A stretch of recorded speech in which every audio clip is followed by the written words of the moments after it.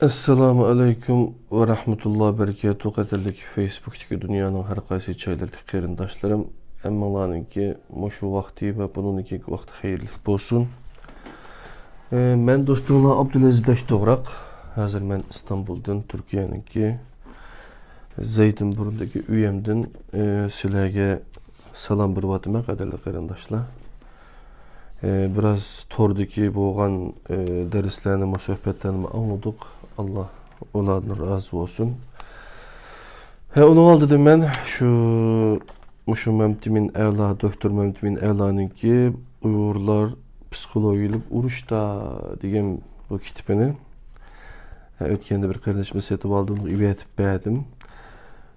Bunu ekilip yine yeni setip edip ekegenttim. Bu kitabını kolamga aldım kadarıyla qarindaşlar yine.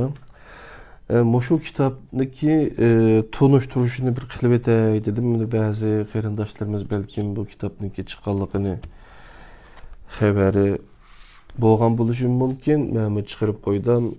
Başka yollar arkalıkma tanışılan buluşı mümkün. Köygen buluşı mümkün resimlerini. Ama kitap ne hakiki bu işçili zaten ne mi bağ bu kitapdaki bu kitap kanda besilip çıktı, kanda şekilde okumagan buluşı mümkün. Kitapның kendimizge qarasaňlar, Uygurlar psikologik uruşta. Onundan keyin astyda buninki qaysi neşriyat Şerqi Türkistan Hürriyet neşriyatı tarafidan neşr kılınıptı. Memtimin Ala yazgıçının ismi, onundaki naiti vekil karakterlik bir nait ma'nilik bir resimni körep batışlar mene. Şu kitapni bir tunuşturup etay. Kitapның muqabısı qattiq muqabilik. Onundan keyin necip etken bu kitap deseňler, kitap 615 betken. Kitapnınki betleri varaqlarımın aýdy sypda yaxşı işlengen. Normal adetki kitap kağızı. Onundan keyin neşriyat, qaysi neşriyatdan yani qaysi näde besilipdi, taqılıpdy diýen çagda bunu İstanbul'da birinci neşri Mes'ul Muharrir G.O. Zulpqar depdi. Gulamın akimiz Mes'ul Muharrir iken. ISBN numarası 978 605 49 44 15 16 iken birinci neşir 2018 yılı mayda Şerqi Türkistan Hürriyet neşriyatı neşir kıldı depto neşriyatınki ismi şuken kadarlı qarindaşlar. Bu kitapni İstanbul'daki ahli kitapxanalardan tapa alaysızlar. Memtimin Ela akimizmi adeta kitap alımız diyen. Hatta torda PDF nuskusu olsa men bir okusam diyen buradarlı boldu. Bununla şu Memtimin Ela doktorunki begen cevabı bu kitapni neşr kılış için çıkım kılgan ecri söndügen qarindaşlar şu İstanbul'da şularning kitapxanasını elip okusanlar degan gapni qildi qadrli qarindaşlar.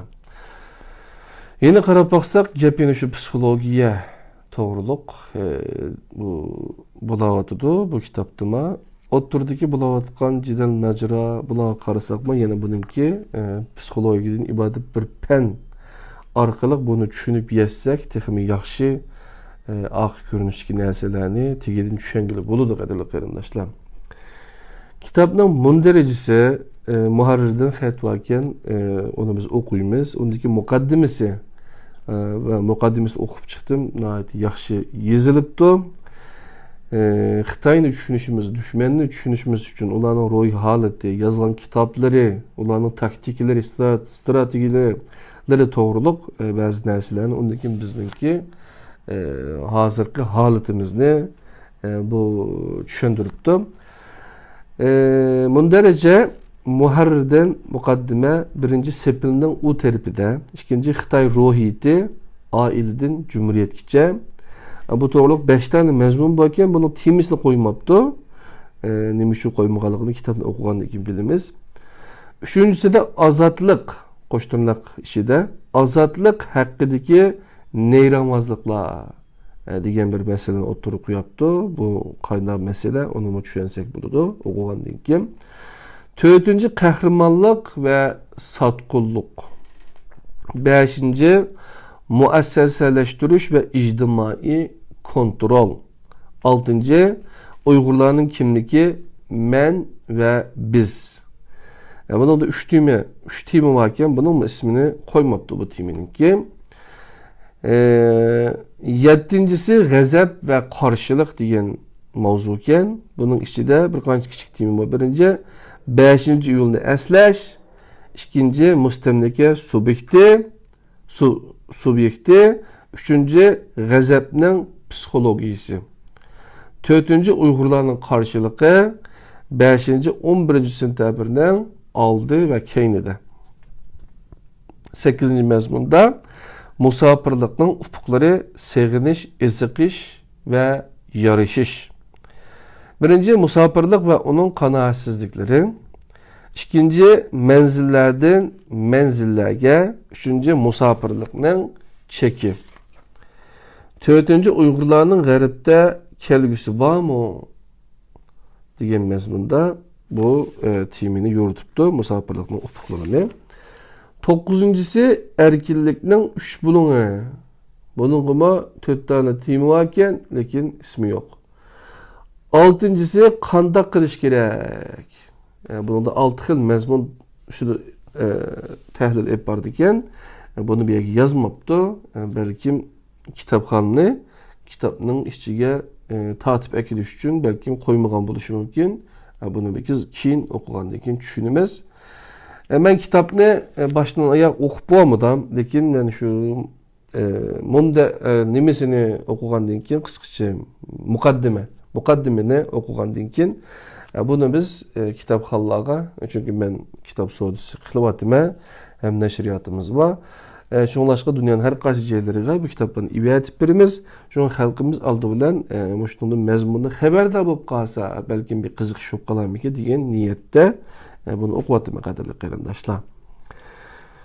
Muharrirdan necha betlik bir 3 betlik söz barken onu bir o'qiyatli qadrli qarindoshlar. Muhterem inim Meltimin bu kitabını ahiri evetti. Men onu kütüvatqıla nikem. Çünkü az tula xabarim var idi. Torda muqaddimesini o'qigandila bir lezzetge, bir qanoatga, bir xumarga to'ydigan boldum deb paraz qilgan edim. Şuna lezzetni parçalaması uchun to'liq putgan kitobni biraqla o'qish, kam kutusiz tarzda lezzetga, qanoatga to'yinish, xumardan chiqishni kutayotgan edim. Kitap ahir qo'limga tegdi. Buladigan ziraat köküdün ma'lum degandek, muqaddimesini o'qiganda his qilganim, kutganim tamoyim to'g'ri chiqdi. Mana bu kitapning tunji kitobxona bo'lishning sharifi yetib ashatdi. Ammo inim mana bir kirish so'z yezib berishni deb meni texmo hayajonga cho'mdirdi. Hayajonga saldi dedim, ammo texmo to'g'risi qo'rqinchga saldi. Men deb ketdim. Bu kitap bir akademik seviyedeki kitap, ilmi tədqiqat idi. Ben fakat bir yazgıcı. Mening işim edebi eser yazış. Anca siyasi mülahizlerim bolsumu akademik seviyede işkellikini iddia kılalmayman. Şuna mening yazıdığan kiriş sözüm kitapның ilmi süpütünü çürüş rolü oynap gelişini endişige düşmey amalımı yok idi. Bilmen, milletimizdeki sapasızlık, ixtisaslık kişilerinin yok hesapta buluşu, inim memetiminle çaresiz kaldığın. Bu eserde bana evetişim, bana şu çaresizlikten məhsuliydi. Bu noktadan bir kiriş söz bilen men kitapka hiç kandak inavet kazandırılmaydım. Eksice, bundak bir eserge ismimnin tirkilişi bilen men şerefke erişettim. Mana şundak bir ilmi eserge layaqıtım bo'lmasa mo. Muharrir buluş bilen şerefke nail kılgını üçün memtiminge rahmet etsem buludu. Bu eser milletimizden bugünkü ruhi kesellikinin patologisi, Xitay mustamlaki canavarının anatomisi bulup, bugünkü Uygurlarda bu seviyede bir eserden barlıq kelgeldikini esleyenmeymin. Eğer siz bu milletinin bugünkü kesel ruhi haletke qandak kilip qağanlığını bütün inçikiliki bilen düşenmekçi bolsunuz, bu kesel tarixini okusunuz, sizge kanaatlerlik bilgi sunudu. Eğer siz bu milletni mustemdeki kılgan Xitaylarning mustemdeki mexanizmini düşünmekçi bolsunuz, mana bu kitap bu yırtqıç canavarning anatomiyasini sizge güya film bilen kösetgendek inçki körüsüp durdu. Memtimin A'la bir usta cerrah bulup bu canavarni operatsiya kılıp onun cimi işki azasını maharet bilen köstüp bergen. Men nurgun iniksiz suallarımga bu kitaptan cevap taptım. Uygurlar nimişki bu kadar kalak? Nimişki bu kadar hurun? Nimişki bu kadar kitap okuşka öç? Emeliyette üzünü ıslah kılışka hurun. Bularning bütün tarihi ark görünüşü bu kitapta inçkilik bilen sizip berilgen. Kimlikni tonuşunu başlığınıga 100 yılma bolmagan bu xalqdan nima kütületdi? Bir ufkumni his qilish, bir ziddiyatni his qilish, bir ideolog üçün birinci qadam bo'lib, onu özü his qilganidek suretlab, insanlarga sunush tefekkürünün en ciddi, en mesuliyetcan hizmeti bilen bulut. Bir ideyani, fikirni, ufkumni his qilish qiyin emas. Qiyin bo'lgani onu en roşan şekilde, en düşünüş til bilen avamga sunush mahorati elbette. Bu noktadan bu asarning muvaffaqiyati texmo tilga elishga arziydigan tarafdir. Kitapning tili, bayan şekli, ufkumlarni sunush, suretlashdagi ustalık kişiga bir mükemmellik tuyg'usi berdi. Bu tuyg'u ayni vaqtda asarga bo'lgan muhabbatni uyg'otish bilan qolmay, ilgiri sürilgenlerini en işençilik menba, nupuzlu qarash sifatida qabul qilishimizni mi keltirib chiqardi.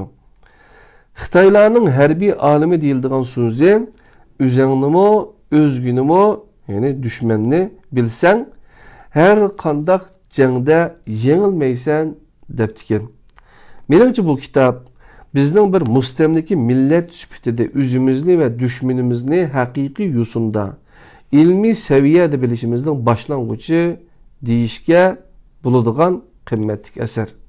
Bu eser şəxslərə, hadiselərə, bizning adetki ayınıb ketken ve bir türlük asaretinin kutulanmaydığın hissiyatqı tayinib baha biridığın binormal mizanımızın əksicə hemme de ilmilikni mizan pakitlerini asas kılıdı.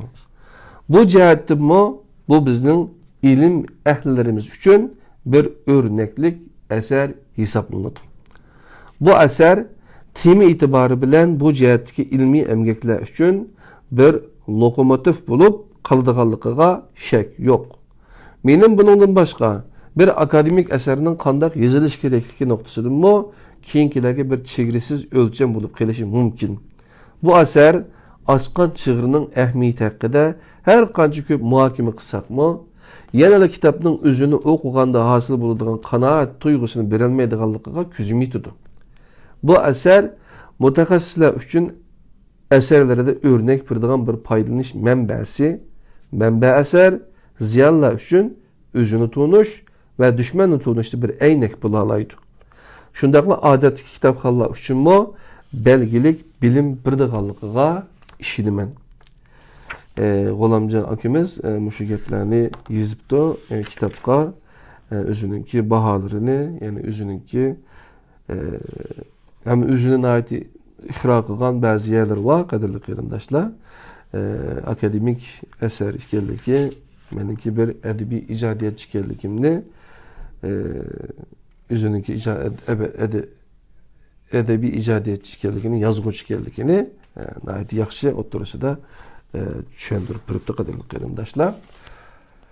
Evet, mukaddimesi kiraylı kitapның ki hazır men tunuşturuyatkan kitap Uygurlar psikologiyalik uruşta degan bunu kitap bununki manda ayrıydıgan betlerini ço ayraç dep koydu.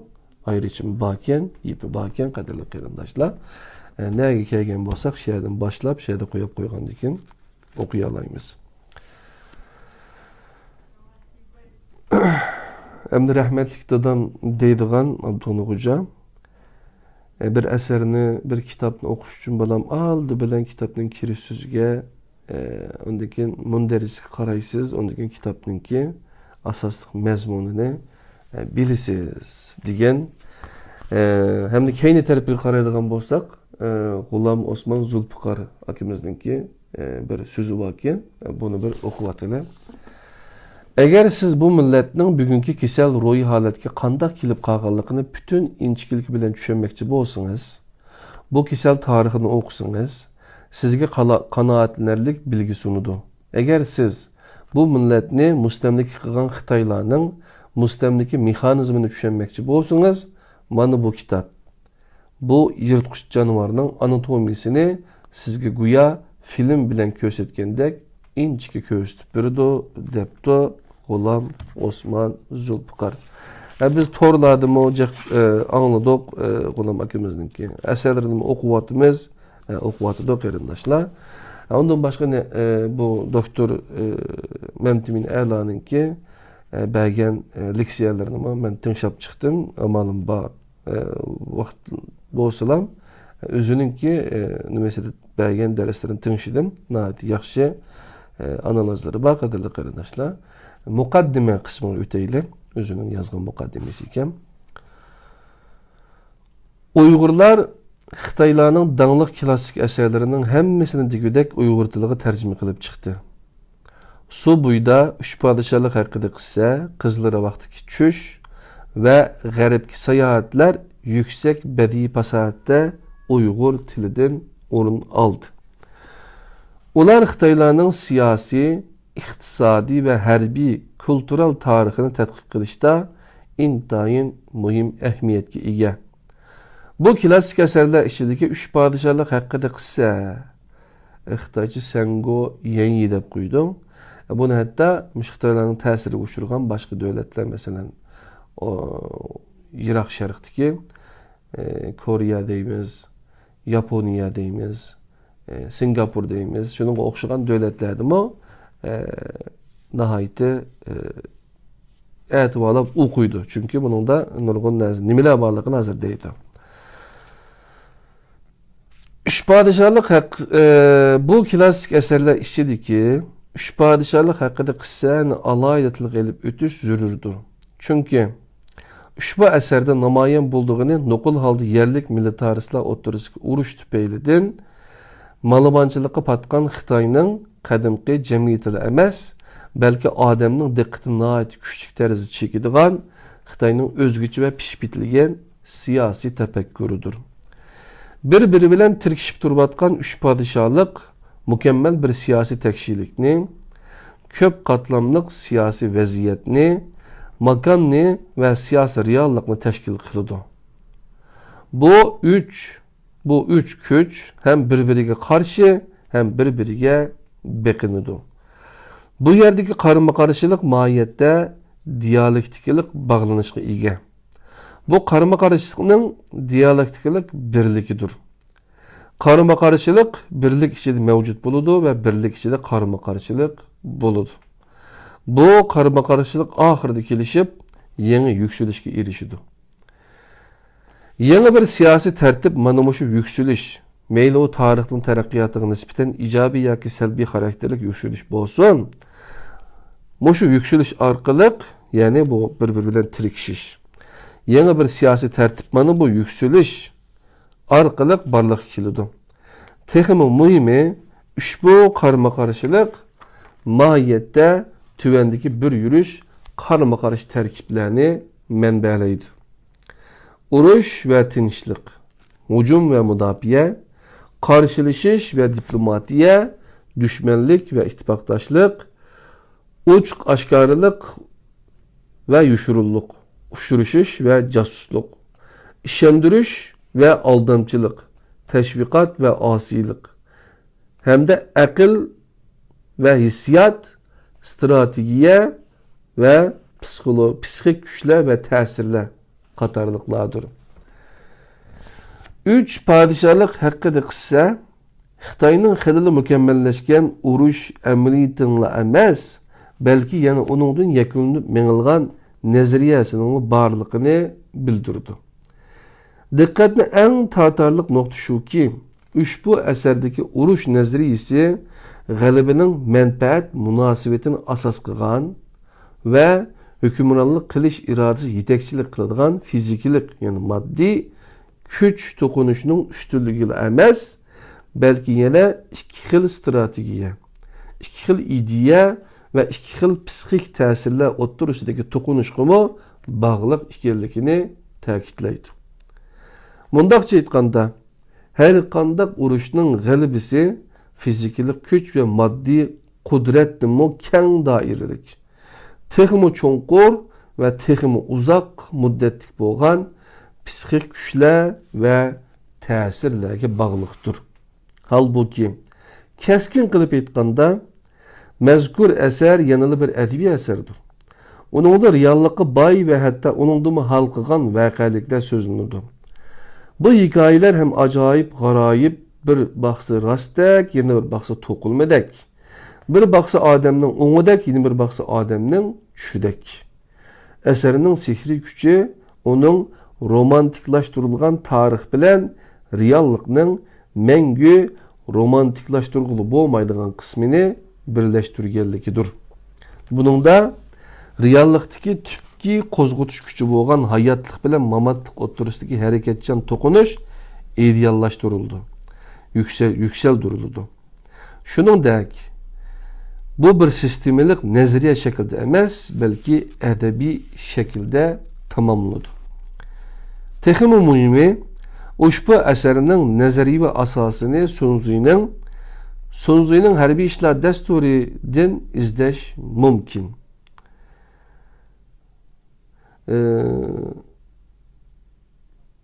Nimaninki İngilizce bu to'g'riliq maxsus nima va? The Art of the War deydigan shu torbatlama ba şeye kirib baqsanglar, maxsus bu shu to'g'riliq nimasi va ishlagan hujjat filmlari va. Din izlash mumkin. Onun urushda yengilishni belgilaydigan hal qilg'uch omillar harbiy yaroq, askeriy kuch, askeriy urunlashtirish, yer tuzilishidan unumli foydalanish, hujum paytini va usulini to'g'ri belgilash jihatidagi ustunlikka emas, balki yana psixik ta'sirlarning rolidanmi jonliq foydalanishga bog'liqdir deb ko'rsatiladi. Ya'ni yüz to'qinishga qaraganda dushmanini yiroqdan xuddi so'zi degandek rangvozlikni ishga silish orqali mag'lub qilish texmo muhim, texmo unumlik va texmo pishqonliqdir. Urush so'zining qarashicha moyitidan rangvozlikdir. Dushmanini hech qanday urushsiz bo'ysundirish eng ustun takomillikdir deydi Sunze. Bizning 3 podshohlik haqida qissadan ko'rdig'imiz Xitoy tarixidagi dangliq harbiy strategiyachilardan Savsov bilan Jugolyan o'ttirisidagi askariy kuch elishlar emas, balki yana rangvozlikning voyaga yetkazib, urush qilmay turib, urush g'alabasiga erishishga bag'ishlangan elishishdir. Qisqartib aytganda, o dushmanini ruhidan, qalbidan, axloqidan va hissiyotidan mag'lub qilishni ko'zlagan rangvozliklar o'ttirisidagi psixik elishishdir.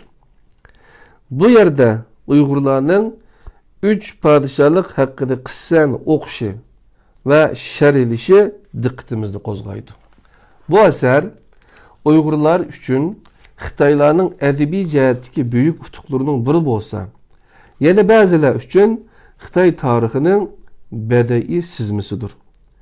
Yana ba'zilar uchun bu Xitoylar tarafidan yozilgan Bahodir Shirmatlar haqidagi qissadir. Yana ba'zilar uchun bu ajoyib g'aroyib hikoyatlarning so'zlanishidir. Lekin intayin az sondagi Uyg'urlar uchun bu asar Xitoyning urush nazariyasi va uning yadrosi bo'lgan rangvozlik strategiyasining badiiy yozmasidir. Ya'ni hiylakorlikning, hiylaning. mekkarlıqның. Adamni iztirapqa saladigan nokta shuki, Uyghur ziyolilardan texi hech kim ushbu asarni Xitoyning xilali pishib etilgan harbiy strategiya haqidagi mufassal dasturi deb qaragani yo'q. Texmi yamini bu haqda texi tilga og'udak biror tadqiqot elib berilmadi. Debdi qadrli qarindoshlar. Ondan başqa 36 tədbir degan kitaplar var, qadrli qarindoshlar. Onun da tərcümə qılınğan bir qancha kitap var. Onu oxuğan yoki hukmronlar dasturi degan kitaplarımı var. Bunun aloqador Xitoylarning urush texnikasi. Uyg'urlarning ana vatani Sharqiy Turkiston 1949-yili Xitoy kommunist qo'shinlari tomonidan ishg'ol qilindi. Bu Uyg'urlar tarixidagi eng qorong'u bir yil bo'ldi. Uyg'urlar shuningdan tortib Xitoy hukumatining asarati ostida yashashga majburlandi. Sharqiy Turkiston 2-chi Cumhuriyetning qo'shinlari bilan Xitoy kommunist qo'shinlari o'rtasidagi urush turli sabablarga ko'ra urushsiz oxirlashdi. Uyg'urlar urushda urush qilmay mag'lub bo'lsa, Xitoylar urushsiz g'alaba qildi. Xitoylar Sunzining hech qanday urush qilmay turib g'alaba qilish strategiyasini g'alabalik holda amaliyotga tatbiqladi. Uningdan sirt Xitoylar Sunzinimi tan qoldiradigan urush g'alabasiga erishdi. Uyg'urlar Xitoylar va boshqa dushmanlari tarafidan urush qilmayli emas, balki yana muntazam milliy armiyasi turuqliq urush qilg'izilmasdan mag'lub qilindi. Sunzining harbiy ishlar dasturidagi urushsiz g'alaba strategiyasi uni qatir qilib o'rgangan va Gomindanga qarshi urushga muvaffaqiyatli tatbiqlagan Mao Zedong va uning agash kuchli tarafidan Uyg'urlarning fojialik oqibati orqali beyitildi. Ammo Xitoy hukumati bilan Uyg'urlar o'rtasidagi bu urushsiz urush oxirgi urush bo'lmadi. Uyg'urlar urushda urushsiz, texmi to'g'riraqi urush qilg'izilmasdan mag'lub bo'lgan bo'lsa-mu, lekin ular o'rtasidagi urush texcha oxirlashgani yo'q. Uyg'urlar bilan Xitoylar o'rtasida 1949-yildan buyon haqiqiy ma'nodagi va ko'lamlik askariy urush yuz bermagan bo'lsa-mu, o'zgacha shakldagi urush gohi oshkora, gohi yushurin tarzda to'xtovsiz davom qildi. Amdiki urushning mohiyati Xitoyning Sunzining harbiy ishlar strategiyasi 36 panti 3 podshohlik haqida qissasida so'zlangan strategiyalarda va hozirgi zamon Xitoy urush nazariyasida besib olingan elni qandoq idora qilish amaliyotida texmo voyaga yetgan shaklni ko'rdi. Neyramvozlik strategiyasi. Bu urushning mohiyatli alohidaligi shuki, armiyasiz Uyg'urlar zamonaviy armiyasi bor Xitoy hokimiyati bilan hali ham tig'ma-tig' elishyotidi va o'z mavjudligini saqlab qolish uchun qon to'kyotidi. Bu urush istidaksiz elib berilyotidi. Bu urushsiz urushda Xitoyning armiyasi ko'zga oson chelg'ib ketmaydi. Haqiqiy urush armiyadagi qudratlik, vayron qilish kuchi uningdimi ziyoda va ta'sir texmi uzoqqa suzilgan neyronvozlik strategiyasi orqali elib berilib keldi. Eng muhimi, amdiki urush askariy urushdan ko'ra siyosiy tus olgan psixikalik urush bo'ldi. Uning yadrosi Xitoyning qadimki harbiy strategiyasi beklanib, tarixning har qaysi bosqichlarida mukammallashib mangan neyronvozlik strategiyasidir. Bu strategiyaning asosiy tarkiblari tarixni va reallikni burmalash, aldamchilik, mingiyush, keng ko'lamlik reklam, tashviqot, qaralash, tuhmat va suiqasd qatorliqlardan tarkib topadi. Mushu ma'nidan qo'lingizga ushbu kitob Xitoylar bilan Uyg'urlar o'rtasida 1949-yildan biri davamlaşıvatkan psixikalik urushning mahiyetini neyranvazlık stratejisi noktadan çıkıp durup tahlil kılıdı. Ushbu noktani yoritib berish maqsadida mazkur asrimiz mundaq 10 bilekten terkip taptı. Qadirli qarindoshlar, Avustraliyada yaşayotgan doktor Memtimin e'loninki Uyg'urlar psixologik urushda degan Sharqi Turkiston Hurriyet nashriyotlar bilan nashr qilingan bu kitobni muqaddimesini birlikte o'qiyotimiz. Qadirli qarindoshlar, sizlarga o'qish nasib bo'lar.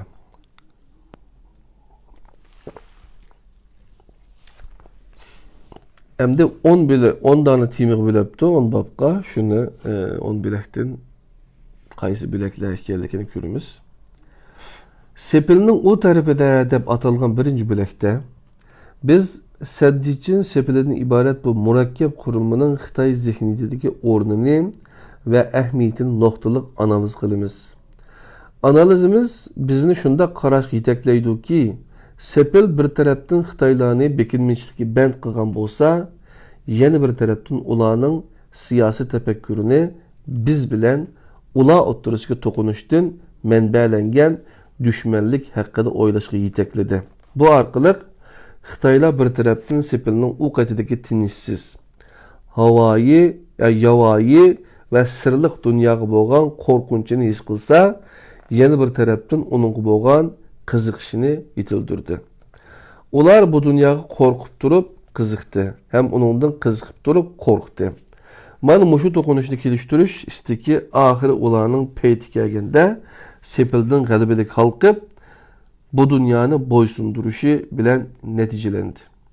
Xitoy ruhiyeti aileden cumhuriyetkice deb atalgan ikinci bilekte ko'ngilchilik mefkurisi asosidagi Xitoy jamiyatining atadaşlık tüzümü bilen padişahlık tüzümü o'ttirisidagi bir-biriga tayinish munosabati ve onun Xitoy siyosiy realligidagi aks etishleri noktalik analiz qilindi.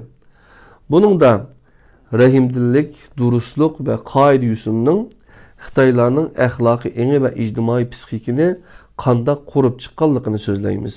Shundaqla bu hukmlarning reallikdagi baloyi ofatlar tufayli Xitoylarning hayot qilishtirishlarida namdiba amalda yo'q shaklga aylanib qolganligini ve oxiri 1840-yildan keyingi 100 yillik davlat ar-nomusi bilan tugallanganligini ilgili süremiz. Şunun bilen bir vaqtda analizimiz diqqatini Xitoy kommunistlarının 1930 yıllardan başlap sistemlik elib bağlan ideya özgertiş hareketlerinin 1950 yılları ve medeniyet zor inqilab elib kelgan qo'rqinchli oqibatlariga biridir. Ahirida ko'ngilchilikni 1949 yildan keyin inkor qilishga tushgan kommunistlarning 1990 yillardan keyin G'arb bilan iqtisodiy, siyosiy va kultural to'qinishda uni qayta tiriltirishga urinishdagi arsaldilik, qaymoqish va ziddiyatlik ro'y holati echib berildi. Azad haqidagi nayranvozliklar degan 3-bo'lakda biz Xitoy Kommunist partiyasining qanday qilib O'rta Osiyoda o'ynalgan katta o'yinni 2-Dünya urushidan keyin özünün menfaatiga moslashtirib, Sovet ittifoqidagi kommunizm g'alabasi va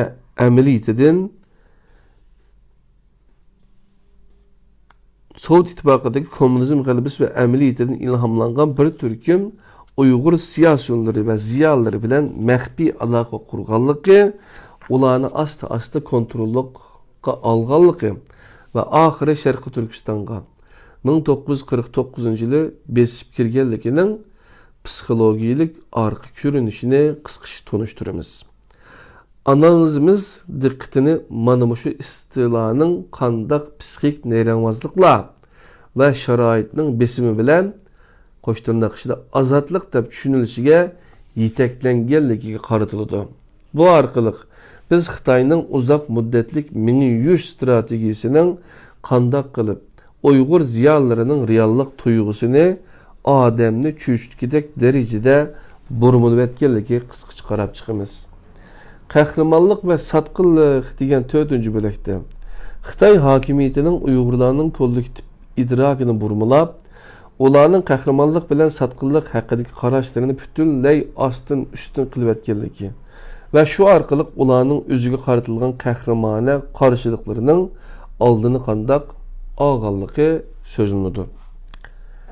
Muassasalashtirish ve ijtimoiy kontrol degan 5-ci bölekte mundaq bir qarash oldingi shart sifatida bizning Uyg'urlarning mustamlika realligini cho'nqur tekshirishimizni yetaklaydi. Erkin iradedan ko'ra sharoit bir kollektivning qilmishiga emas, balki yana uning qanday fikr qilishi ve qarar berishini belgilaydi. Mana shu oldingi shart ostida yana shuni ko'ramizki, qattiq intizom ve urundilish aniq nishonlar bilan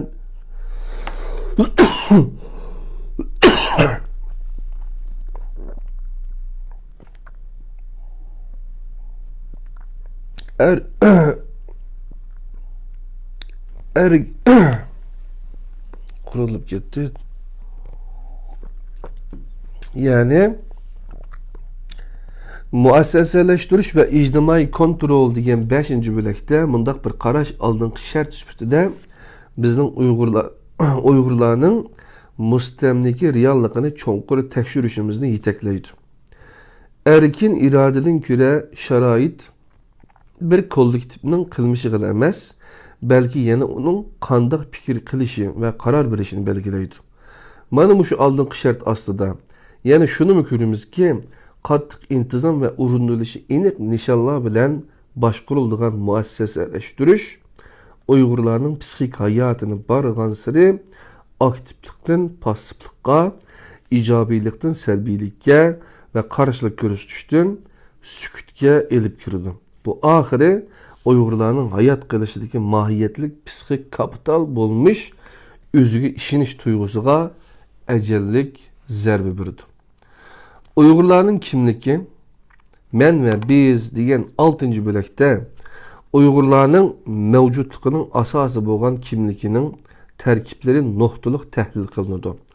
Buningda shu ideya qayta o'tirib qo'yildiki, qo'shtirnoq ichida men ve biz din ibaret cho'nqur tarixiy ark ko'rinishga, asrlik psixik tindurmalarga, o'rtaq kultural qadriyatlarga ve reallik tuyg'ularga ega kollektiv anga o'zini atamaydi ekan, onun kimligi turli xirislarga uchraydi. Bu menning yakki men sifatida emas, balki biz sifatida mavjud bo'lishining asosidir. Shuningdek, muhokimamiz Uyg'ur kültürüdeki to'qinishchan omillarni, masalan, rayonvozlik, yurtvozlik ve cemiyetçilik qatorliq ijtimoiy bir taraflamaliklarni hamda kommunizm, islomizm ve türkizm qatorliq ideologiyalik omillarni tahlil qilish orqali faqat Uyg'ur kültürüningla bu to'qinishlarni kelishtirishda hal qilg'uch rol o'ynaydiganligini o'ttirg'a qo'ydi. Muhokimamizning oxirisida Uyg'ur kültürünün saqlanib qolishining Uyg'urlarning bir millet sifatida saqlanib qolishidagi mohiyatlik roli haqida to'xtalamiz. G'azab ve qarshilik degan 7-ci qismida balam nima bo'ldi jinim balam? Mek. To'xtab turing. To'xtab turing. Hazır ben.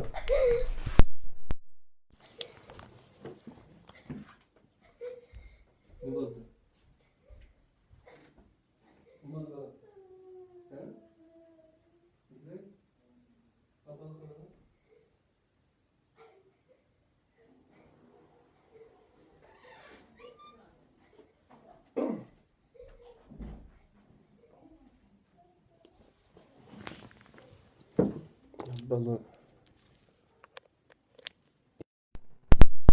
köşürüzler. Oğlumuz biraz kokap kaptı. Şuydu. Karvaz kalkışıydı. Ma neçinci bilek geldik. Uygurların kimligi Yani biz hazır Uygurlar psikologik uruşta degan Doktor Memtimin Erlan'ın kitabını tunuşturadığımız kadarıyla kırındaşlar. Uygurların kimligi men ve biz qo'shtirnoqchida degan 6. bölekte Uygurlarning mavjudligining asosi bo'lgan kimligining tarkiblari nuqtaliq tahlil qilindi. Onunda şu ideya qayt o'tirib qo'yildiki, men bizden ibaret cho'nqur tarix arxi ko'rinishga, asrlik psixik tindirmalarga, o'rtaq kultural qadriyatlarga ve reallik tuyg'ulariga ega kollektiv anga o'zini atmaydi ekan, onun kimligi turli xiristlarga uchraydi. Bu nayeti çoğun temalar mühim atalgılarken qadrli qarindoshlar.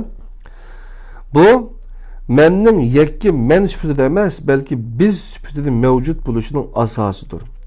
Shuningdek, muhokimamiz Uyg'ur kültürüdeki to'qinishchan omillarni, masalan, rayonvozlik, yurtvozlik ve cemiyatçilik qatorliq ijtimoiy bir taraflamaliklarni hamda kommunizm, islomizm ve türkizm qatorliq ideologik omillarni tahlil qilish orqali faqat Uyg'ur kültürünün bu to'qinishlarni kelishtirishda hal qilg'uch rol o'ynaydiganligini o'ttirib qo'ydi. Muhokimamizning oxirisida Uyg'ur kültürünün saqlanib qolishining, Uyg'urlarning bir millat sifatida saqlanib qolishidagi mohiyatli rol haqida to'xtalamiz. G'azab va qarshilik degan 7-qismida biz qarshilikning psixologiyasini asosli tahlil qilamiz. Qarshilikning mohiyat qurilmasi shuki, o mustamlikaga uchrag'uvchi bilan mustamlikachini bir-biriga bog'lab turadigan birdan-bir omil bo'lmuş zo'ravonlikni texmi aktiv shaklga kirgizadi. Qayta o'qiydi. G'azab va qarshilik 7-qismda biz qarshilikning psixologiyasini asosli tahlil qilamiz.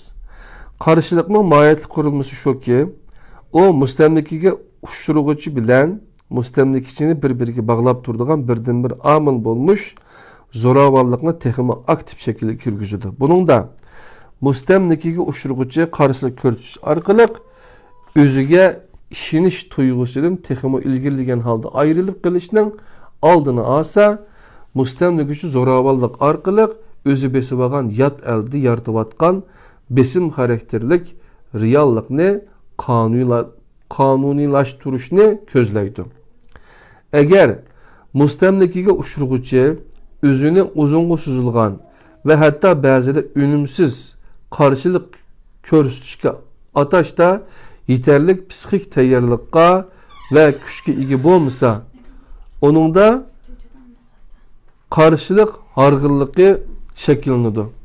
Bu harg'inlik ig'irlashsa, qarshilik nishoni ve ahamiyatini yo'qotadi. Bu ma'nodan Uyg'ur qarshiligi duch keladigan asosli xiristlarning biri Xitoy mustamlikachilarga qaratiladigan har qanday shakldagi qarshilik chuqum intayin kuchli psixik tayyorlik bilan elib berilishi kerak. Az qoldi bilami. Musofirlikning ufuqlari seg'inish, eziqish ve yarashish degan 8-qismida muhokimamiz diqqatini chet eldeki cümleden g'arbdagi Uyg'ur diasporasi duch kelayotgan turli qiyinchiliklar, tashvishlik reallik ve xiristlarga berdi. Onunda g'arbda kun sari eshiyotgan anti-islomchilik kulturi ve siyaset muhitida Uyg'urlarning qanday qilib o'zining milliy kimligini saqlab, puttirab tura olishi nuqtaliq muhokama qilinadi. Shuning bilan bir vaqtida diaspora cemaatida tadrici kuruluşga başlagan evlatlar aralıqning Uyg'urlarning kollektiv kimligini saqlashga elib keladigan turlik endişçilik mumkinchiliklari texmi ilgirlab o'ttirg'i qo'yiladi. Evlatlar aralıqning Uyg'urlarning kollektiv kimligini saqlashga elib keladigan turlik endişilik mumkinchiliklari texmi ilgirlab o'ttirg'i qo'yiladi. Erkinlikning 3 bo'limi degan 9-bölekte biz drama üç bulununu Uygurlarning siyasi idrakidagi Uygur davası degan hukmga tatbiqlaymiz. Buningdan shunday natijaga erishimizki, Uygurlar da'vogar, ya'ni uvalliqqa uchirg'uchi bo'lish sifati bilan Xitoydan iborat da'volang'uchi, ya'ni uvalliqqa uchratquchi va xalqaro jamiyat uvalliqni so'rg'ishdan iborat uch tarafning munosabatlashishidan barliqqa kelgan da'vo uch bo'lingida her vaqt o'zining aslidagi o'rnini saqlab qololmaslikdak xirisga duch keladi. Agar sharoit Uyg'urlarning nishonining qarshisiga o'zgarsa, Uyg'urlarning o'rni uvalliqqa uchirganlikdan uvalliqqa uchratquchilikqa, Xitoylarning bo'lsa uvalliqqa uchratquchilikdan uvalliqqa uchirg'uchilikqa o'zgarib ketishi mumkin.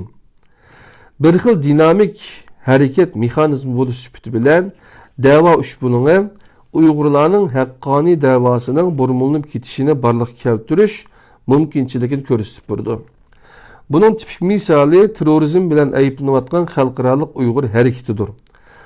Muhokimamiz shunday tavsiya bilan oxirlashadiki, Uyg'urlar chuqum o'zidagi da'vo tushunchasidan voz kechisi bo'libmi, qo'shtirnoq ichidagi da'vo ekan, bo'libmi bu ushbulungni rad qilib, uningdan chiqib ketishi yoki hech bo'lmaganda o'zining uvalliqqa uchirg'uchilik rulining burmulinib ketishining oldini olish kerak. Buningdagi ochquch yana Uyg'urlarning o'ziga tayinish iqtidorini tadrijiy yetildirishning taxirsizligidir. Qanday qilish kerak degan 10-qismida biz ilgari analiz qilgan barliq muhim nuqtalarga qaytadan qarab chiqamiz. Bu ma'nodan bu qism mazkur asrimizning xotimasidir. Uningda biz bundaq 3 omilning Uyg'urlarning mavjud bo'lib turishida hal qilguvchi rol o'ynaydiganligini ta'kidlaymiz. Afsonaviy lider, hayotlik dasturi va murosimlar. Bu orqali shuni ta'kidlaymizki, Uyg'urlarning kollektiv psixikasi keng ma'nodan mustamlika realligi tarafidan belgilangan ekan, dal mana shu reallikni o'zgartirishning ochquchi dal uni idroklaydigan, o'ylaydigan ve aksiyet turduğun kallani o'zgartirishga bog'liq bo'ladi. Uyg'urlar Xitoylar bilan psixologik urushdi deganlik Uyg'urlarning Xitoylarning qattiq va yumshoq vositalar bilan ular elib berayotgan mengiyosh, qo'rqitib boshqarish, burmalangan shaklda fikr qilish va o'zini kamsitish qatorliq mustamlika vositalarini aniq tonishi ve onunla anlık karşı turalaş iktidarını yetildiriş gerek. Uygurlar kallası da azat bulmayı turup reallıkı da azat bulmayı turup kelgisi de her gizmi azat bulanmaydı. Şunun için Uygurların şaraiti kançılık siyasi bolsa şunçılık psikologiliktir, depto doktor Memtimin Ela Uyg'urlar psixologik urushda degan bunu kitobida qadrli qarindoshlar, anda bo'lsa bugungi bu kitob tunishtirish programmamiz tugadi. Allohning o'ziga omonat, duo qilib qo'yinglar. Assalomu alaykum va rahmatullohi va barakatuh.